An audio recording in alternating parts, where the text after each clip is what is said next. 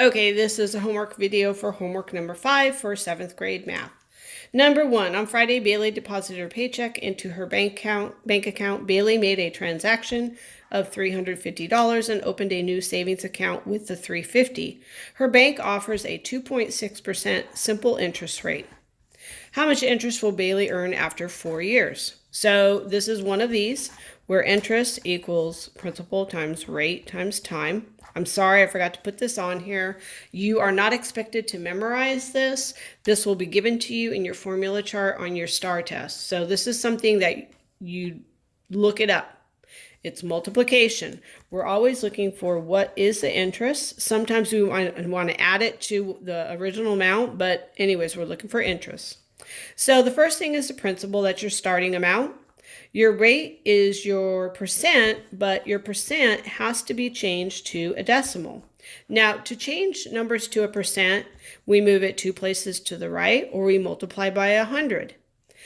Whenever you want to go back and turn it back into a decimal, you're going to go 2 places to the left and get rid of the percent. So it would be 0.026. That's your rate.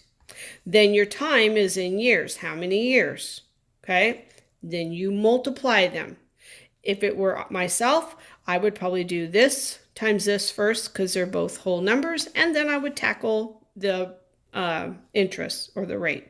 Okay, also transaction, all that means is, okay, when I go to the bank and I put money into my bank account, that's a transaction.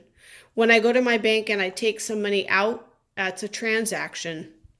If I take money from my checking and put it in my savings, it's a transaction. It's like if you go to school and you put your homework in the drawer for me to grade, that's a transaction. When Mrs. Booth comes and takes it out of the drawer, that's a transaction. It's an action that takes place, okay? That's all that means. All right, number 2, solve the following operation. Answer should be in the form of a mixed number. All right, so we've got these two mixed numbers, and we're adding. Whenever you add, you have to have a like denominator, which these don't. So what we're going to do is we're going to have to figure out what is a like denominator for 8 and 3. But first, we are going to turn these into improper fractions by doing the circle method, where I multiply and I add. I multiply and I add. 8 times 5 is 40, plus 7 gives me 47 out of 8, plus 3 times 3 is 9, plus 2 is 11 thirds. Now, again, these, I can't add them because they don't have a common denominator. So I'm going to do multiples of 8, multiples of 3. 8, 16, 24, 32, 40, 48.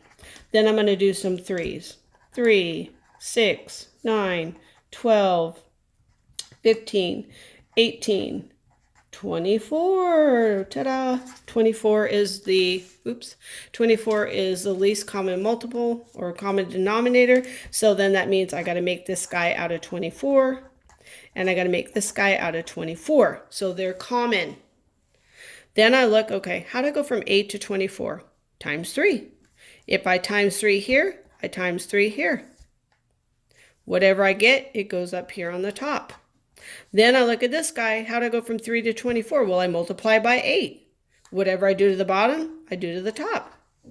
11 times 8, I put that answer here. Then I add it up. Okay, that's all you're doing. On the back, we got combined like terms, okay? So like terms, I'm going to combine them. I got a positive 7a, negative 2a, negative 3a, and a positive 1a. I combined all my a's, okay? This is like saying 3 negative a's. And this is 1 positive a. But they're all a's, okay?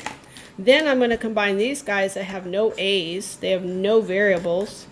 And that's just like saying 1, 2, 3, 4, 5, 6, 7, 8, 9, 10. These guys don't look like these guys. They are not like terms. So I add all my a's, and I'm going to get so many a's.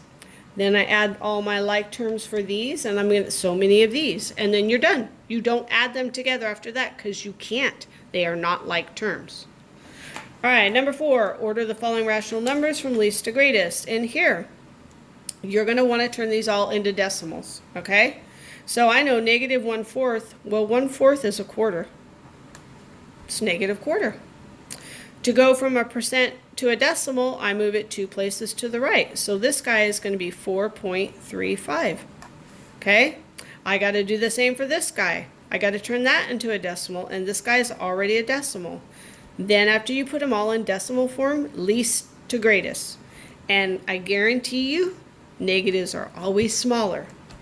And remember, on a number line, as the numbers move away from 0, the numbers get smaller. They look bigger, but they're actually smaller.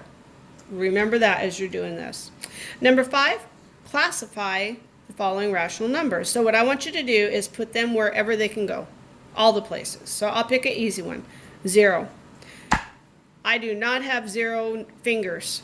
You start natural numbers, counting numbers start on your fingers. Since I have no 0, it's not a natural. But however, it's whole, it's also integer and rational. Okay? And just this guy right here, just because that guy's a fraction, that doesn't mean he doesn't go in rationals, or he only goes in rational.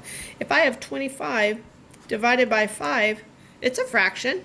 It looks like rational, and it is. But 25 divided by 5 is 5.